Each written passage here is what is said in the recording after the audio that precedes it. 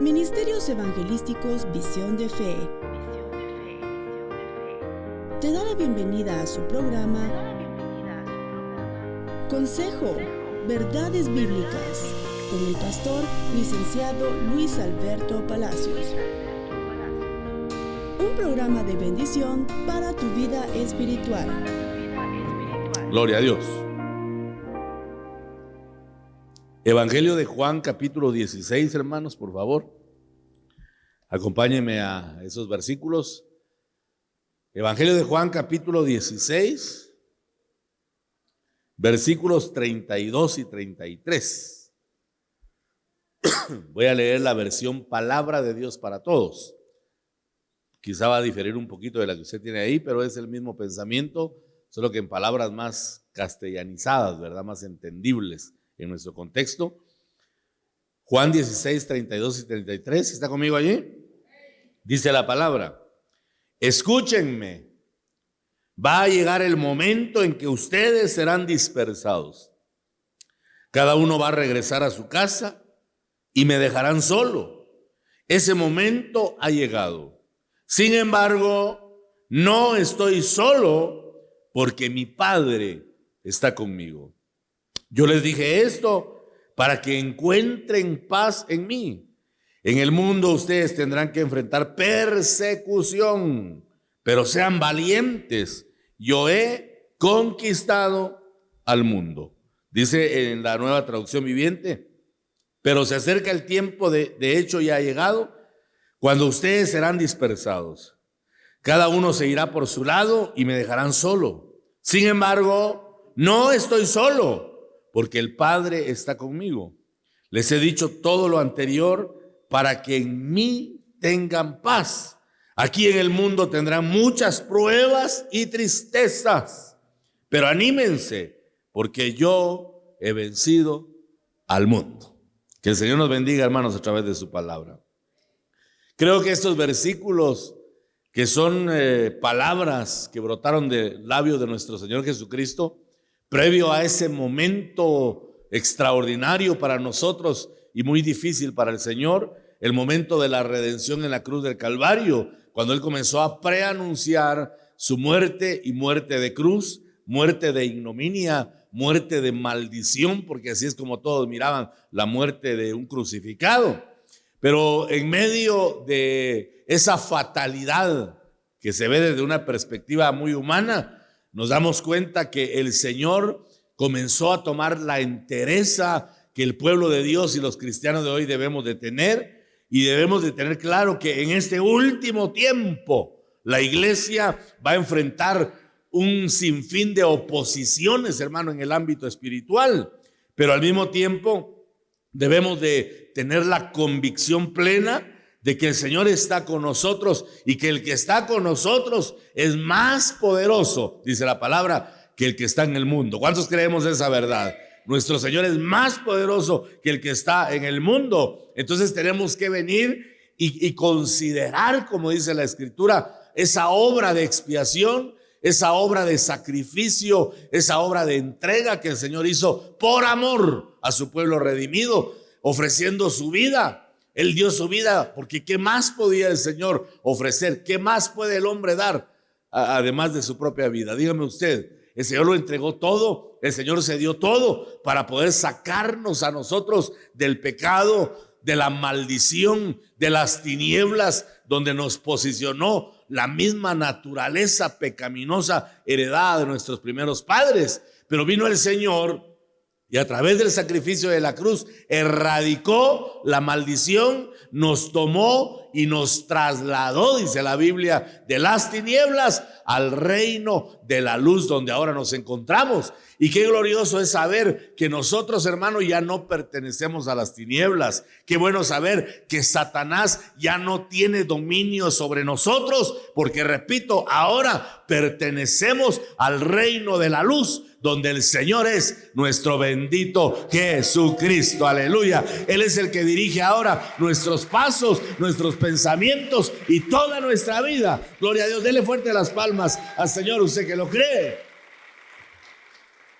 Hebreos capítulo 12, Hebreos capítulo 12 y versículo 3, en la versión de la Biblia al día, dice: así pues, considerad a aquel que perseveró frente a tanta oposición por parte de los pecadores, para que no os canséis ni perdáis el ánimo.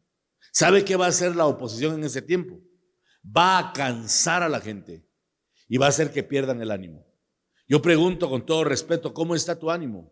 O como dijo aquel señor, ¿estás cansado del camino ya?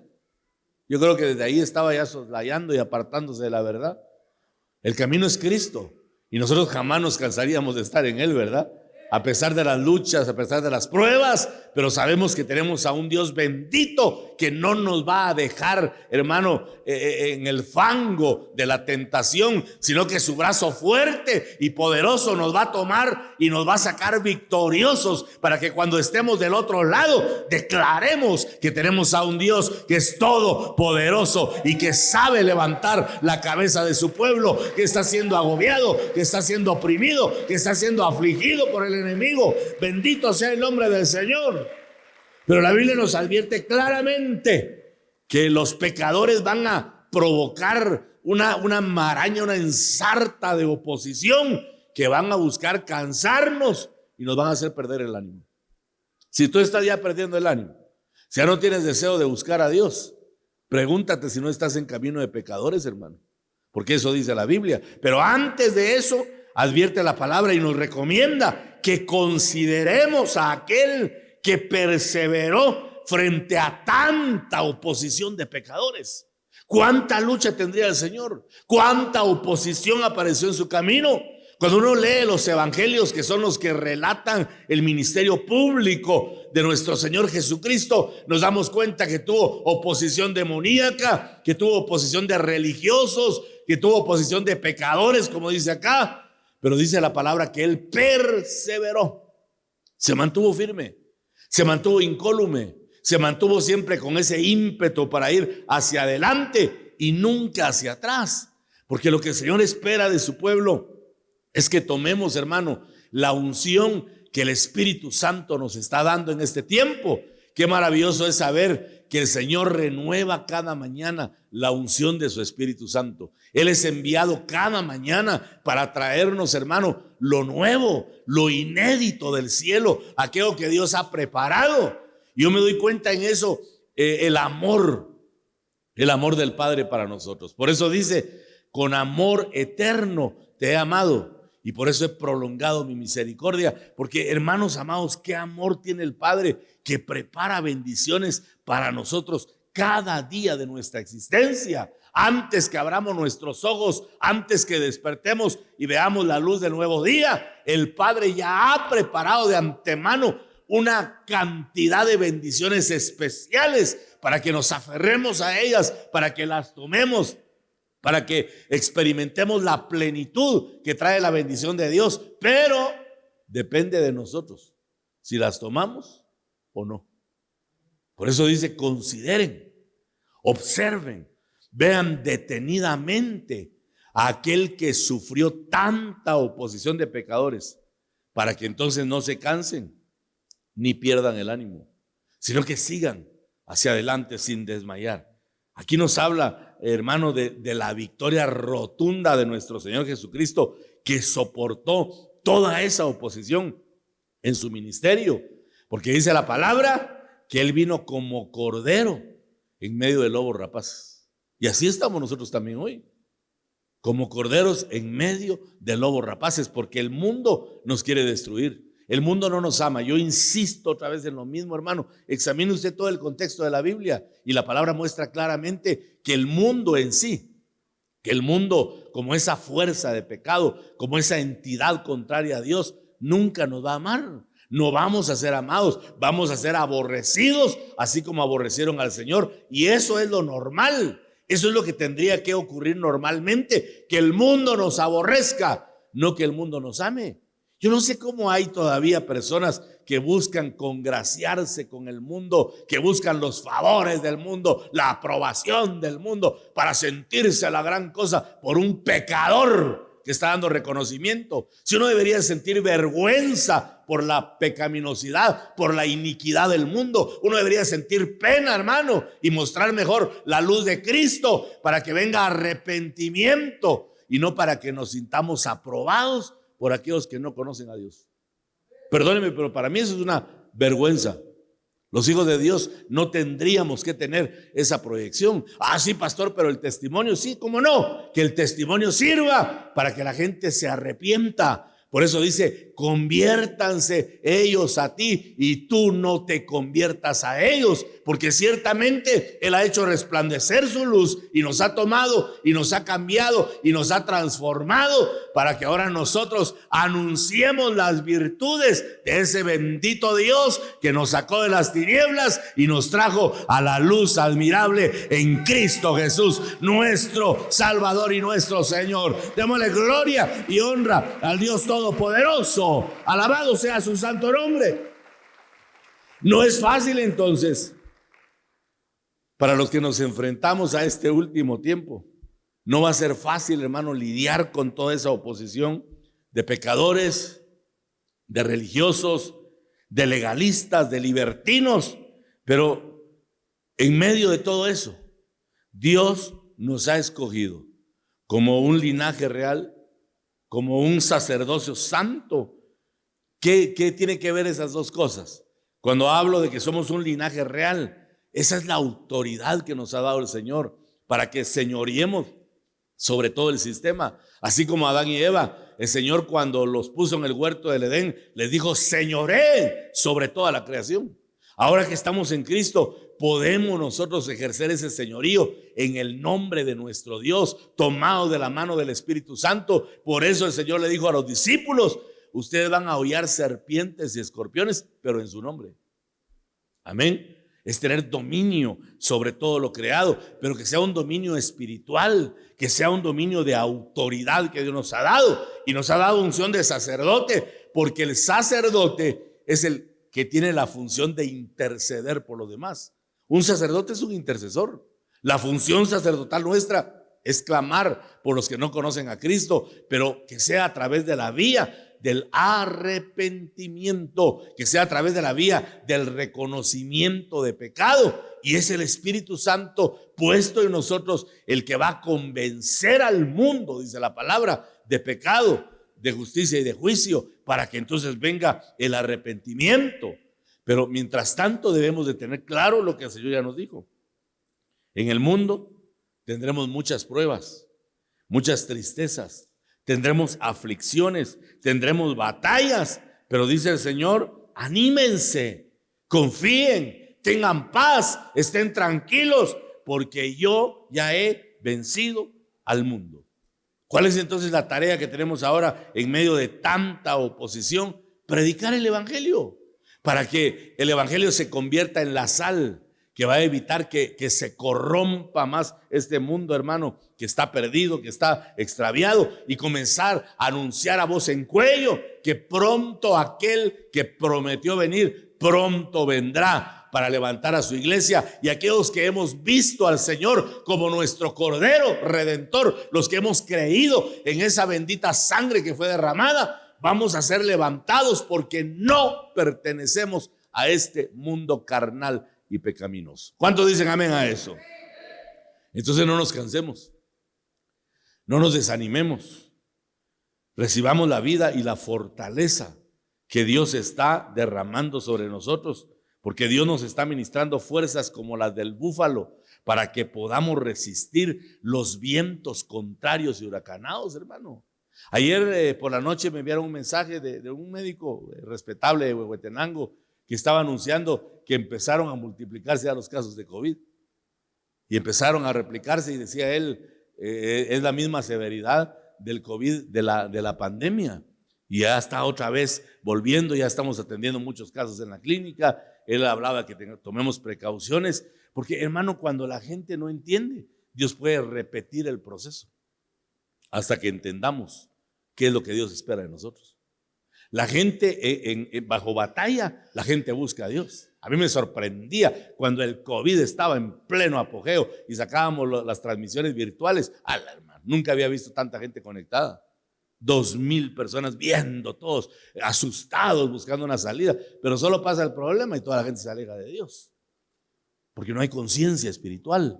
Entonces, en ocasiones, Dios tiene que volver a golpear, perdone que lo diga así, porque dice la palabra que en su amor Dios disciplina y Dios corrige. Y fíjese, hermano, que la disciplina, escúcheme bien, la disciplina no viene para el mundo. Nos equivocamos al pensar, es que este trato viene porque el mundo anda mal. No, si Dios ya sabe que el mundo ya no tiene chapuz, excepto que se arrepientan, que se conviertan. El trato es para el pueblo que conoce a Dios, pero que ha sido indiferente, que no quiere tomar los preceptos divinos. Un pueblo arrogante como el pueblo de Israel, que fue un pueblo de dura cerviz todo el tiempo, hermano, que siempre iban en contra del propósito y la voluntad del Señor, y por eso Dios enviaba probatorios y tantas batallas a su vida para que se produjeran ellos arrepentimiento, que se volvieran a Jehová de todo corazón y que alabaran e invocaran su santo nombre. Entonces pedimos al Señor misericordia. ¿Cuántos pedimos misericordia al Señor? Y que nos motive el Espíritu Santo, repito, para que no aparezca el cansancio espiritual, para que no aparezca el desánimo, sino que tengamos siempre fortaleza de Dios, porque esa está enviando el Señor, y nuestra fuerza está centrada en nuestra cabeza, que es el Señor Jesucristo. Y Él dice: confíen, tengan ánimo, porque yo ya pasé por el mismo probatorio que ustedes están pasando, y yo ya vencí al mundo, y ustedes también en mi nombre lo van a vencer. Aleluya, bendito sea el nombre del Señor.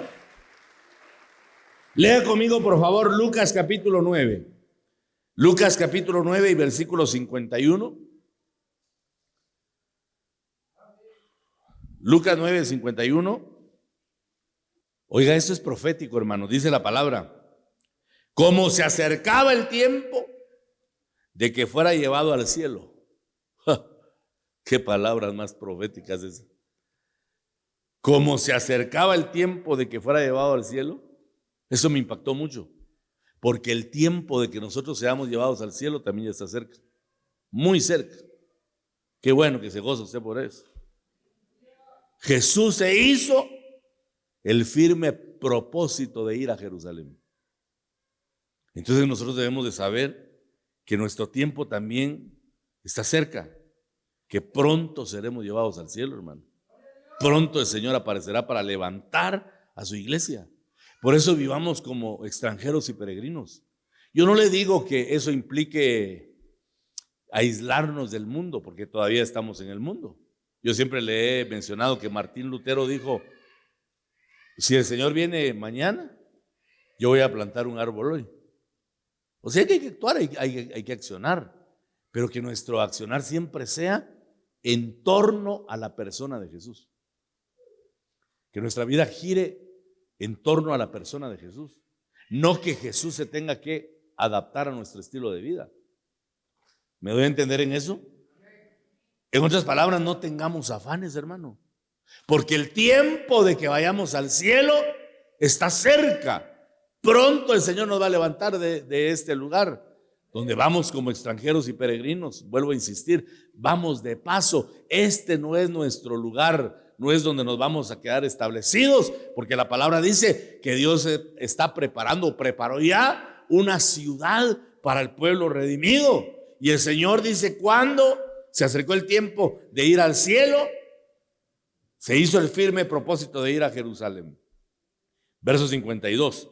Y envió mensajeros delante de él, los cuales fueron y entraron en una aldea de los samaritanos para hacerle preparativos. Dios dice, o Jesús envió mensajeros.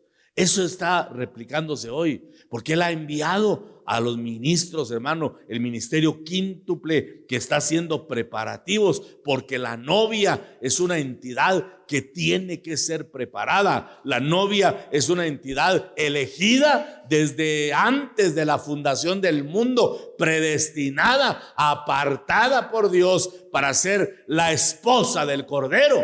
Y los ministros hoy entendemos que somos los mensajeros que vamos delante de Él haciendo preparativos. ¿Preparativos para qué? Para que la iglesia se prepare, para que la iglesia venga a la comunión íntima, para que la iglesia entre a ese nivel de acercamiento con el Padre y podamos de esa manera agradar al Hijo, y que entonces nuestra vida comience a tener sentido mientras estamos en la tierra. Porque yo llegué a la conclusión que sin Cristo nuestra vida no tiene sentido, no tiene rumbo. ¿Cuánta gente, hermano, le da rienda suelta a los placeres de la carne? Yo conocí el mundo, usted también conoció el mundo, y a mí el mundo sinceramente no me dejó nada que me haga añorar y que, ay Dios, ya, a mí miedo me da regresar al mundo, porque por pura misericordia no me morí estando ahí.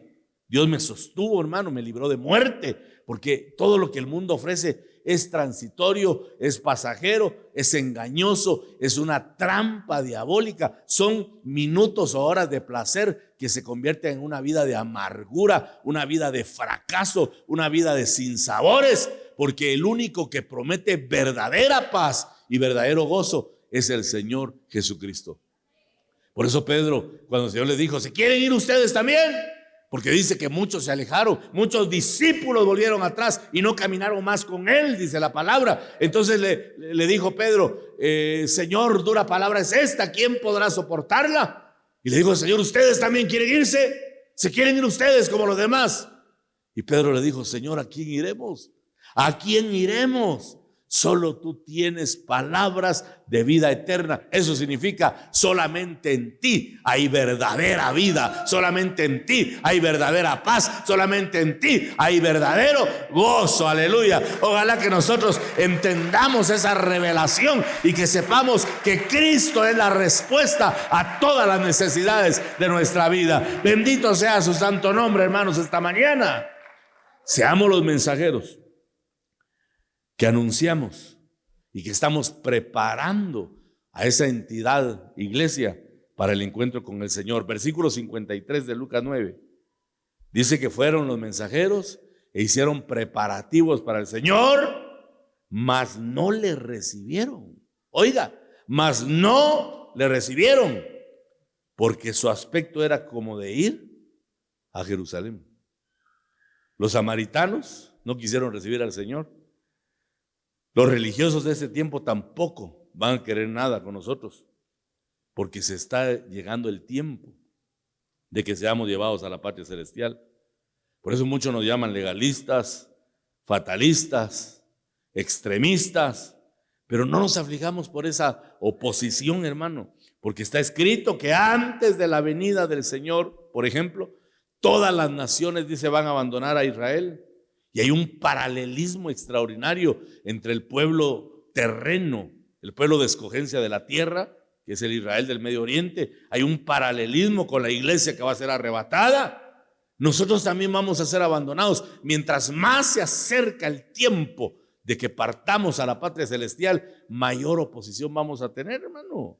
No es casualidad que ahora se estén levantando y promulgando leyes contrarias a la palabra del Señor, leyes que pretenden ponernos en estrecho, leyes que son, hermano, totalmente contrarias a la moralidad que hemos predicado.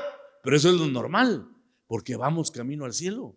Porque el mundo siente la oposición de una vida diferente, de una vida contraria a la vida de perversión y de pecado que el mundo lleva, ese desenfreno pecaminoso que solamente el Señor puede detener en aquellos que se arrepienten y se apartan. Somos la manada pequeña del Señor y Él ha prometido que no nos va a desamparar ni nos va a dejar. No temáis, manada pequeña, dice el Señor, porque en la iglesia es un remanente en el mundo, hermano. Es un remanente pequeño. No son muchos. Por eso este evangelio no es de multitudes. Este evangelio no es de multitudes. Este es un evangelio en el que nosotros tenemos que tener claro que muchos son llamados, pero pocos escogidos. Nosotros tenemos que saltar de gozo al entender que Cristo ya nos escogió, hermano. Es un privilegio enorme el saber que en medio de tantos perdidos, Dios nos llamó y nos escogió a nosotros para que seamos su pueblo de escogencia. Alabado y bendito sea su santo nombre. Gloria al Señor. Entonces tenemos que entender que no vamos a ser del agrado de la mayoría, porque vamos camino al cielo, porque predicamos que el Señor está a la puerta y que la iglesia será arrebatada. En cambio, el tradicionalismo cristiano predica que todos, aun los que andan mal, se van al cielo. Eso es mentira, no es lo que dice la Biblia. Tenemos que ser como Enoc, que tenía el testimonio dentro de sí de que sería arrebatado. Eso dice la Biblia, que tuvo el testimonio.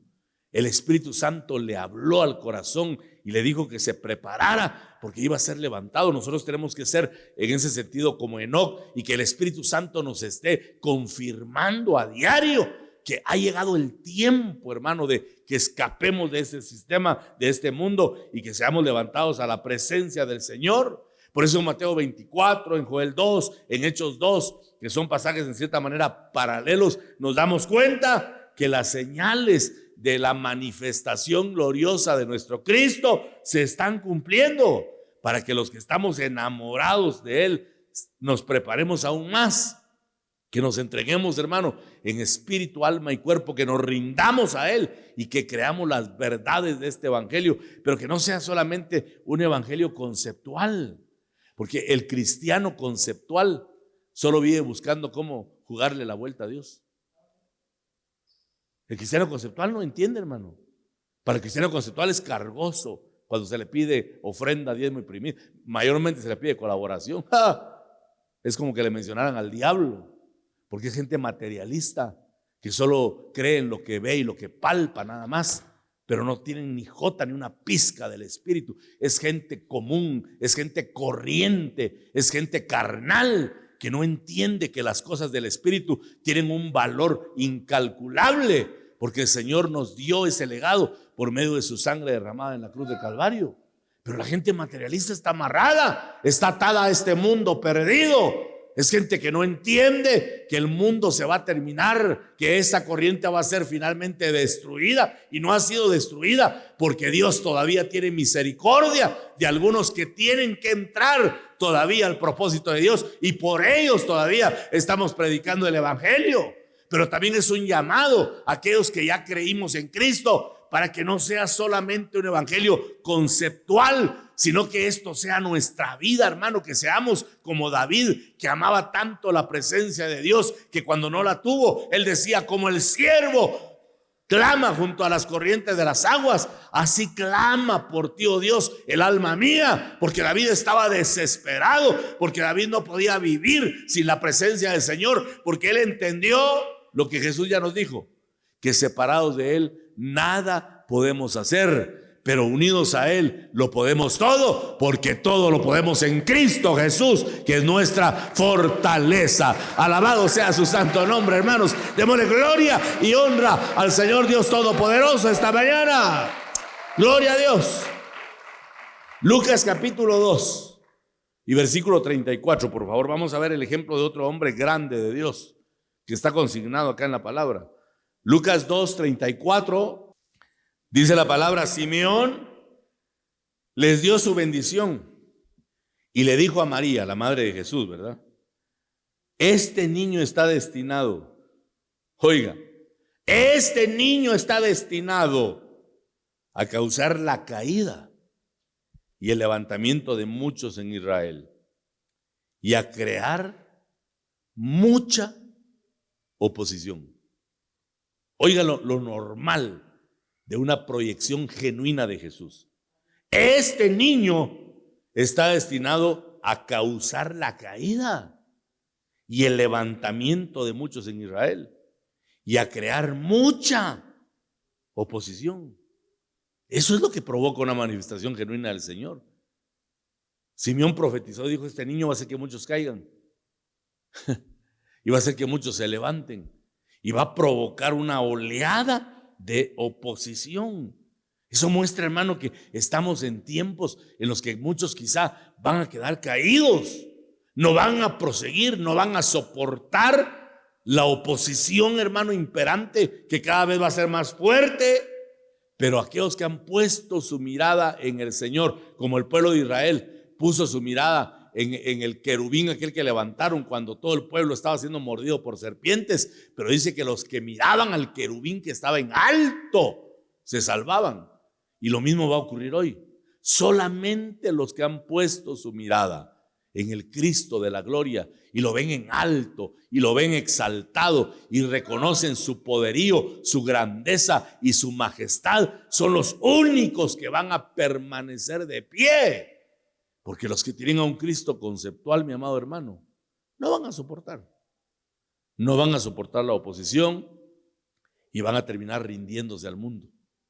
Van a terminar aceptando los preceptos del mundo. Van a agachar la cabeza y van a decir: no, preferimos mejor caminar con el mundo, porque caminar con Cristo es demasiado fuerte, es demasiado exigente. Esto no se puede vivir, porque es un evangelio conceptual.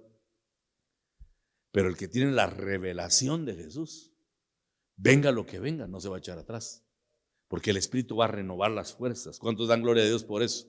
Bendito Espíritu Santo. Hermano, cada vez que venimos a la hora cúltica, venimos a que nuestras fuerzas sean renovadas.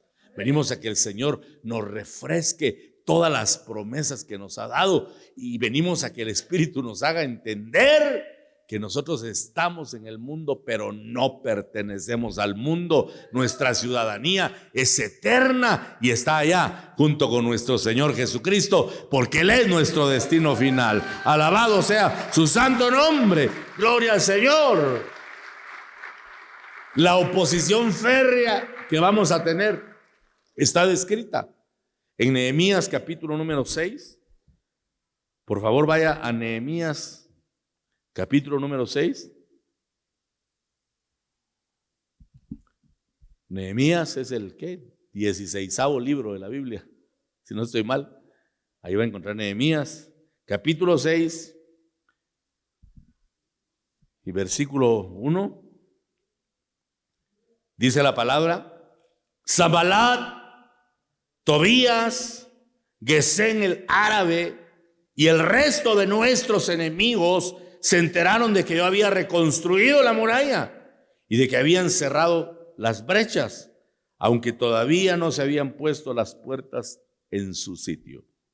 Estos tres enemigos quisieron detener a Nehemías, que es figura del Espíritu Santo que está restaurando lo que está derruido, lo que está destruido, porque el Espíritu Santo es experto en reedificar ruinas, hermano.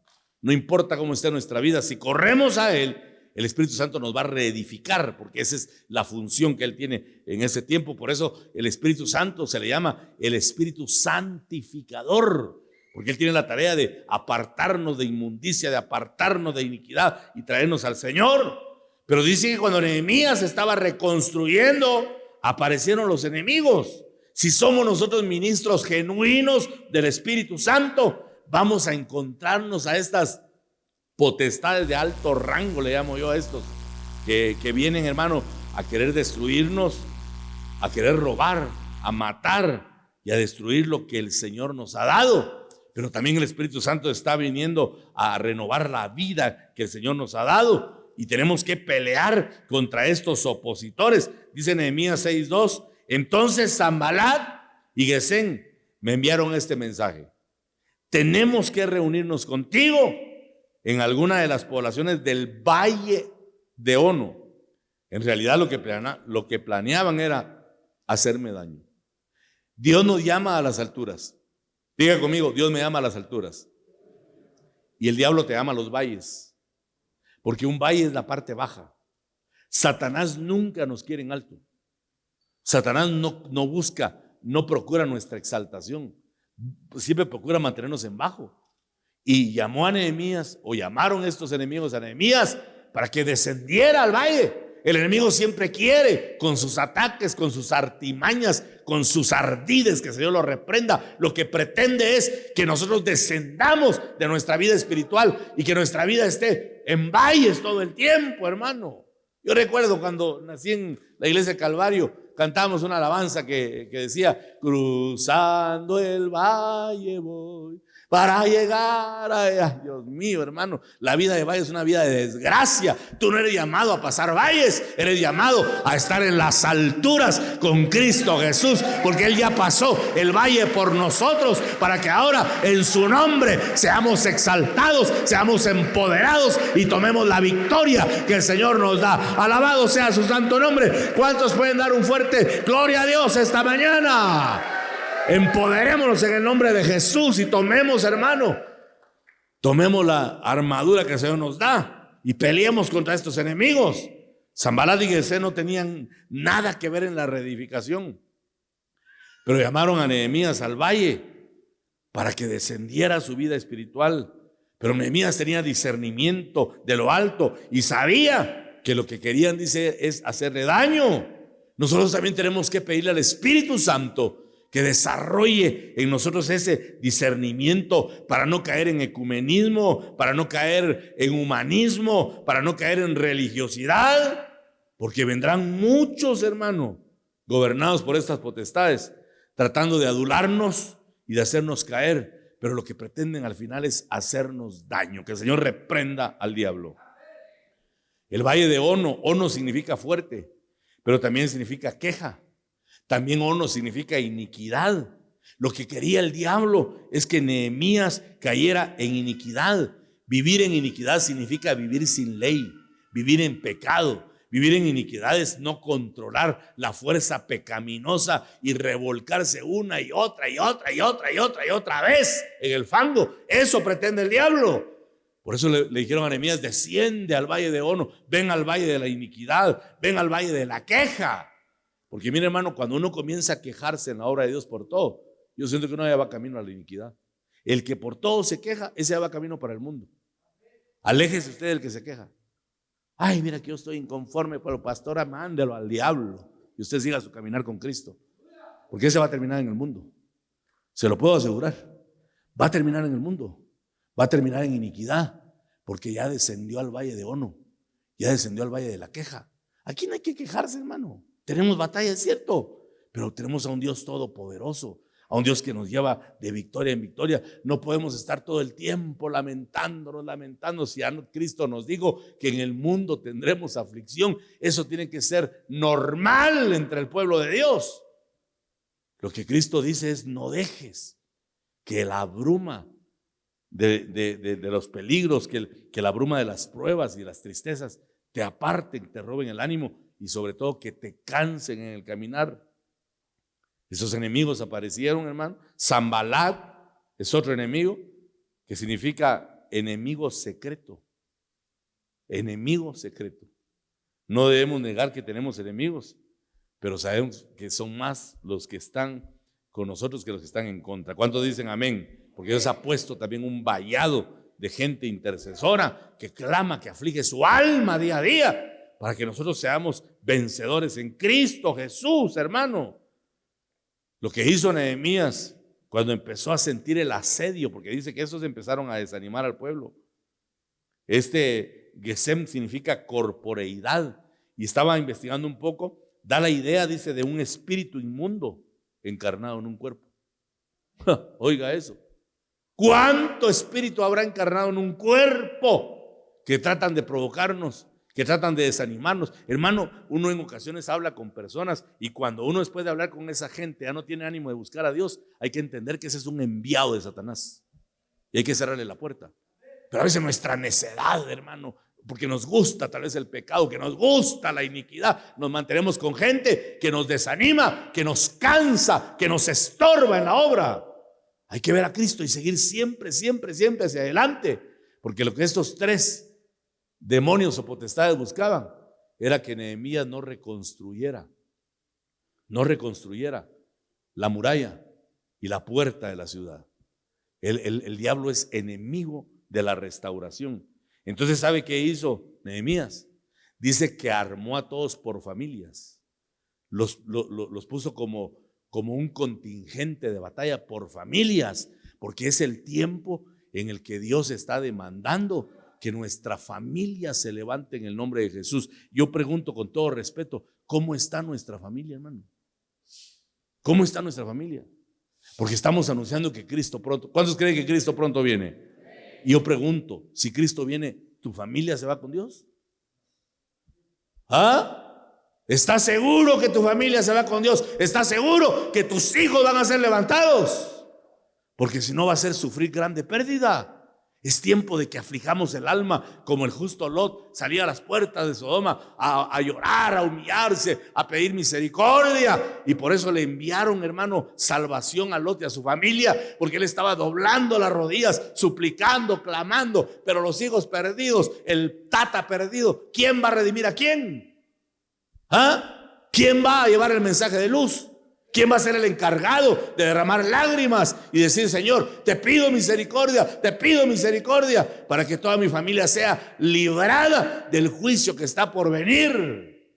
Es tiempo en el que tenemos que tomar la estrategia de Nehemías, que es la estrategia del Espíritu, y comenzar a reclamar lo que nos pertenece. Comenzar a reclamar lo que Dios nos ha dado. Porque, hermanos amados, nuestros hijos, dice la palabra, que son la herencia que recibimos del Señor Dios Todopoderoso. Tomemos entonces nuestra herencia y declaremos y profeticemos que nuestros hijos van a ser librados del día del mal que venga sobre este mundo de perdición. Aleluya, alabado sea el nombre del Señor. Démosle fuerte, fuerte, fuerte, fuerte las palmas al Cristo de la gloria, y que se despierte ya ese espíritu de clamor y de intercesión en nuestra vida para pelear contra esas potestades. Dice la palabra que se armaron por familias, y dice que en una mano tenían el instrumento de trabajo y en la otra mano tenían la espada. La espada, trabajando y peleando, trabajando y peleando. La espada de la palabra no la soltemos nunca, hermanos. Estemos trabajando, pero bien asidos, bien tomados de la palabra del Señor, para que entonces venga de lo alto la protección. Solo de esa manera pudieron ahuyentar a esos enemigos que estaban merodeando y estorbando, hasta que todo el pueblo se armó por familias. Hermano, en la unidad familiar hay un poder sobrenatural. Por eso el diablo ataca a las familias. Por eso le dijo el Señor a Jeremías en el capítulo 7, si no recuerdo mal, y verso 16: ¿qué no ves lo que ellos hacen? Los padres hacen esto, las madres hacen esto y los hijos hacen esto para provocarme a ira. Dios estaba viendo desde una perspectiva familiar cómo Satanás se había metido y estaba apartando las familias. Por eso le dijo Dios a Jeremías: no clames por este pueblo, porque no te voy a escuchar, no voy a oírte, ya no pidas más por ellos, porque las familias me han ofendido. Oiga eso, hermano. Tenemos que volver al Señor entonces y armarnos en el nombre de Jesús, orando, clamando, suplicando, porque muchas veces, hermano, nuestra familia no es alcanzada porque nosotros nos hemos doblegado. Ya no clamamos, ya no nos humillamos, ya no sentimos dolor. A mí me alegra mucho, me bendice cada vez que predico que el Señor pronto viene, pero también me preocupa, porque me pregunto: ¿estaremos todos preparados realmente? ¿Estaremos listos para que el Señor se manifieste? Romanos capítulo 2 y versículo 8. Voy a leer otra versión acá, hispanoamericana. Dice, vamos a ver, lo voy a buscar acá en otra versión para que...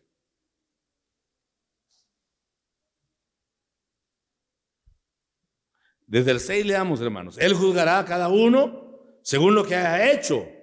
Dará vida eterna a los que siguen haciendo el bien, pues de esa manera demuestran que buscan la gloria, el honor y la inmortalidad que Dios ofrece. Leo de nuevo, verso 6 de Romanos 2. Él juzgará a cada uno según lo que haya hecho. Acciones. Dará vida eterna a los que siguen haciendo, a los que siguen. Ese es un presente continuo, a los que no se detuvieron de hacer el bien, pues de esa manera demuestran que buscan la gloria, el honor y la inmortalidad que Dios ofrece. Pero derramará su ira y enojo sobre los que viven para sí mismos, los que se niegan a obedecer la verdad y en cambio viven entregados a la maldad. Dice esta otra versión: y retribuyendo con ira y furor a los que muestran oposición y no obedecen a la verdad, sino que obedecen a la iniquidad. Me gusta más esta otra. Derramará el Señor su ira, dice, y enojo sobre los que viven para sí mismos, para agradarse ellos, no para agradar a Dios. Los que se niegan a obedecer la verdad y en cambio viven entregados, dice hermano, a la maldad. Eso pretende el mundo, que nosotros obedezcamos a la iniquidad, que nosotros descendamos al valle del pecado, para que entonces ya no hagamos la obra del Señor, para que entonces ya no trabajemos el propósito de Dios. Dice aquí mismo en Romanos 2, versos 9 y 10, habrá aflicción y angustia para todos los que siguen haciendo lo malo, para los judíos primero y también para los gentiles. Dice, pero habrá gloria, versículo 10, pero habrá gloria, oiga esa promesa, habrá gloria, honra y paz de parte de Dios para todos los que hacen lo bueno, para los judíos primero y también para los gentiles, porque Dios no muestra favoritismo, dice, o no hace acepción de personas. Pero ¿para quién es la promesa de gloria, honra y paz? Para los que hacen lo bueno. ¿Y qué es hacer lo bueno? Buscar al Señor Dios Todopoderoso. Es cosa buena, dice el Salmo, darte gloria, oh Jehová, aleluya. Démosle fuertes palmas al Señor y preparémonos para que nuestra vida en pleno sea una vida que honre, que glorifique y que exalte el nombre del Señor Dios Todopoderoso, hermanos amados. Entonces vendrá la gloria, la honra y la paz, y eso va a ser algo eterno, va a ser el legado del Padre hacia los hijos, a un pueblo que se ha apartado, a un pueblo que soportó, a un pueblo que sufrió valientemente la oposición, que en este tiempo final se va a hacer cada vez más y más y más fuerte. Amén. Segunda de Pedro capítulo 3, con esto voy a ir finalizando. Segunda de Pedro capítulo 3, versículos 2 y 3. ¿Estamos ahí, hermanitos?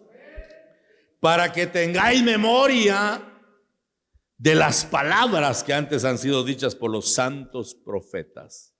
Eso significa no nos olvidemos lo que los profetas ya nos han dicho.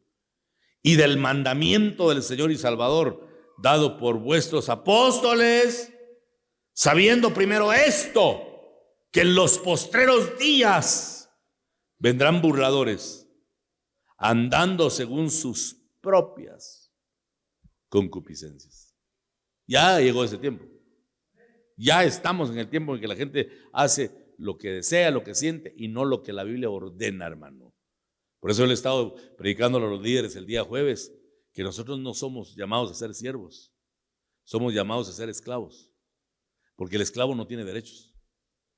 Jesús enseñó y dijo que al esclavo lo mandan a que vaya a apacentar el rebaño y arar la tierra.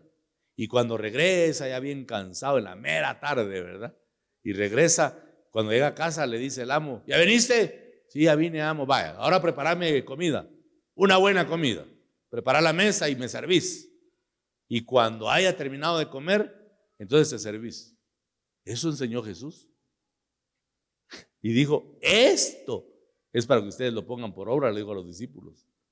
Una vida de esclavo, una vida en la que obedecemos, hermano, totalmente al Señor, en la que no reclamamos ningún derecho, porque la enseñanza que Dios me dio es que el que cree que tiene derechos no tiene gratitud, pero en cambio el que sabe que no merece nada y recibe, ese sí está muy agradecido, porque sabe que siendo inmerecedor, Dios ha sido bueno. Tenemos que volver a ese tiempo de reconocer que somos esclavos del Señor y hacer su voluntad, no lo que nosotros deseamos y sentimos y pensamos, hermano, porque eso es vivir para nosotros mismos, eso es vivir para darle deleite a nuestra propia carne, si usted quiere, y nosotros somos llamados, a hacer lo que Dios nos ha mandado por medio de su palabra. Amén. Recordemos entonces, como dice Pedro, toda la palabra que nos ha sido enviada, toda la enseñanza que el Señor ha traído, para que al recordarla se comience a recrear nuestro espíritu. Eso es comerse las pasas, ¿verdad? Que menciona Cantares. Tomar toda la palabra que hemos oído desde el pasado, recordarla y hacerla práctica, hacerla vida, traerla al presente para que nos ministre, para que nos levante, para que nos anime, para que nos dé fuerzas y no nos quedemos a la vera del camino cansados y desanimados. Que seamos un pueblo que testifica de las bondades del Señor.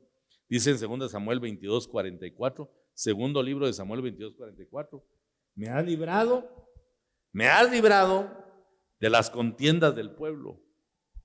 Me guardaste para que fuese cabeza de naciones. Pueblo que yo no conocía me servirá. Dios finalmente va a honrar a su pueblo y va a poner de rodillas al mundo. Al mundo que busca nuestro mal, Dios lo va a poner de rodillas. Por eso dice en el Salmo 23 que Él adereza mesa para nosotros en presencia de nuestros angustiadores, hermano. Porque los que buscan nuestra caída, los que buscan nuestro tropiezo, van a darse cuenta que tenemos un Dios sobrenatural, que siempre le da victoria a su pueblo, que siempre trae bendición para sus hijos. Pero tenemos que tener presente que hay oposición. La tarea no es fácil, la tarea no es sencilla, pero si estamos tomados de la mano del Señor, Él nos va a sacar en victoria. ¿Cuántos lo creen, hermanos amados?